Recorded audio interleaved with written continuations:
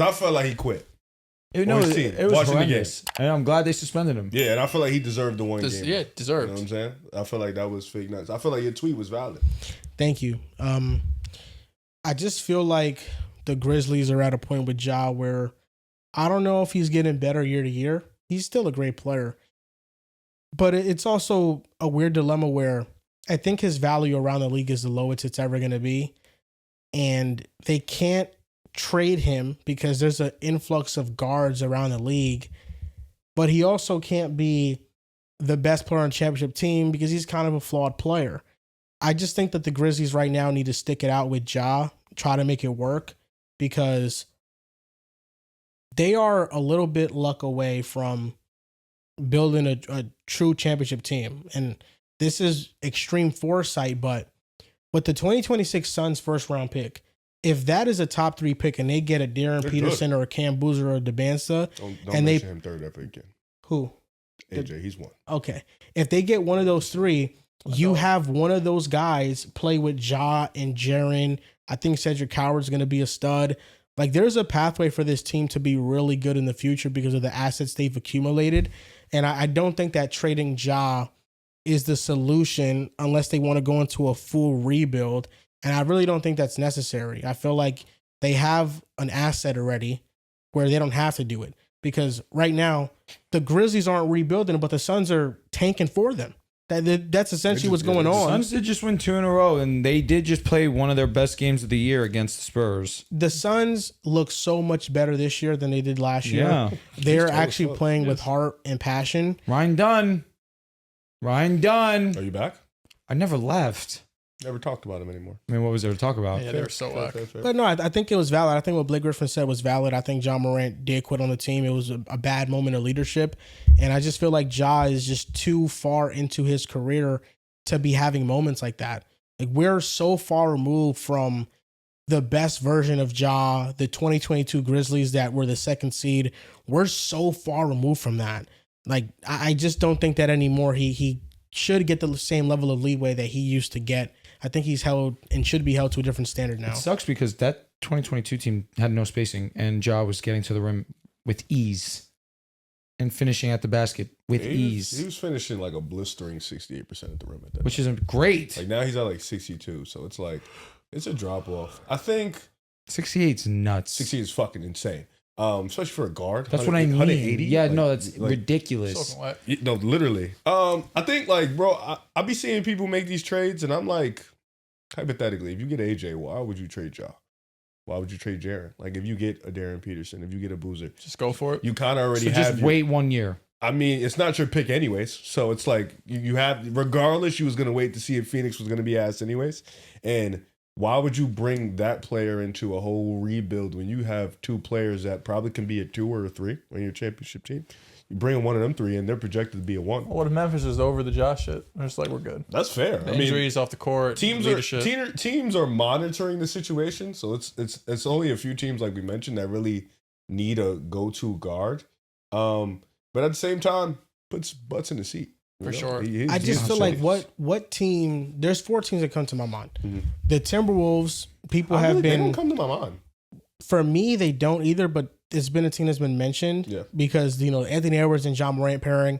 Like, I don't know if I'd trade Julius Randle for Ja Morant. Julius been hooping this year. The way Randle's playing right now, he complements Edwards so well. Like, and that's who they have to trade to make the contracts work. That's valid. For the Phoenix Suns, feels lateral, yeah. I don't think there's any trade on the table for the Suns. I think Ja Morant on the Suns would be really good, by the way, because they need talent. Yeah. But they would have to trade Jalen Green, and I don't think the Grizzlies want Jalen Green. No, that's the thing. And in order to match the salaries, sorry, my bad, bro. That's what they would have to do. They would have to trade Jalen Green, and I don't think the Grizzlies want him, especially if they're all in on Cedric Howard being, their starting 2 guard for the future. Yes, they should. So then it's really 2 teams. It's the Atlanta Hawks, who Trae Young has not signed an extension yet, and it'd just be a swap. It'd be Trae to Memphis, which I kind of like a lot. I like Trae in Memphis more than, ironically enough, Ja in Memphis because of the playmaking aspect.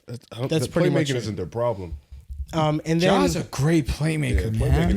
That's actually the one game that's been consistent over the years for him. I was gonna say, like, even in a game like tonight, he had 18 and 10. He just had 5 turnovers and was inefficient. That's just kind of Trae Young too. A SAR box. And I kind of like John Atlanta. Fair. Like I like, you're just swapping those 2 point guards. I like John Atlanta a lot. Just a fast paced, fast tempo team to get out and run. And he'll bring something to the table that Trey doesn't, and that's efficient at the rim scoring. I feel like that's something that's lacking in Trey's game. But I think the realistic option is just the Miami Heat. Tyler Hero, Larson going to Memphis, and then Ja going to Miami. That would have to be the trade package. And I like Ja in Miami. I like Ja with Wiggins and Bam, with Do you think he needs Hawkins, that? with Powell. With Ja Morant, Does he need Miami? I think Ja Morant, if he Spo would be the if he one that gets can get coached him in hard, I think it's a good fit in theory that can take him to the next level. But at the same time, the offense that they're running currently in Miami is the offense that he hated in Memphis last year.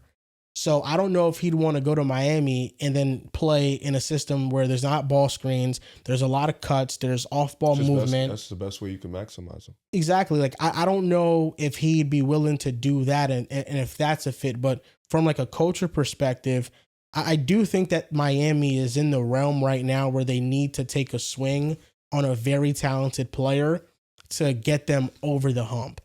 I don't know if it's Ja, but I do think it's one of those stars that's kind of flawed, that's values kind of lessening, like a Zion. I've always loved Zion's fit in Miami if he were ever to go there. But I think Miami needs a little bit more juice and a little bit more star power to be taken more seriously in the East. And that's where maybe they can be in the mix here. But those are the only teams that make sense for Ja. And it even those teams don't make much sense. Yeah, I think, first of all, I want to give credit to Jaren because Jaren had the same issues as Ja did with the coach, and he didn't go out there. It used to, like, his energy was off, but he didn't go out there. He wasn't outspoken. He didn't go out there and say nothing crazy. They said apparently that this stuff has been brewing even before the Phoenix game.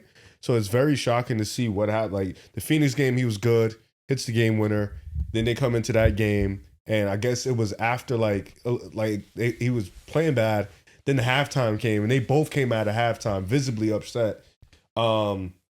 I don't know. I think trading him, it really depends, like you mentioned, like because trading him is going into a full rebuild. But I feel like if you trade Ja, you're fake gonna have to trade Jaren too. And I don't know if you're in the business of trading both of them. They're both still really young. And you're Memphis. You're not gonna get an insane amount of talent just looping in there. If you could try to get those top 3 picks, bring them in. You got Cedric Howard. You got Jalen Wells. I'll just stick it out and see if that pick does become reality. You know. I listen. We did when we did short form. I mentioned this team, but I do like Portland.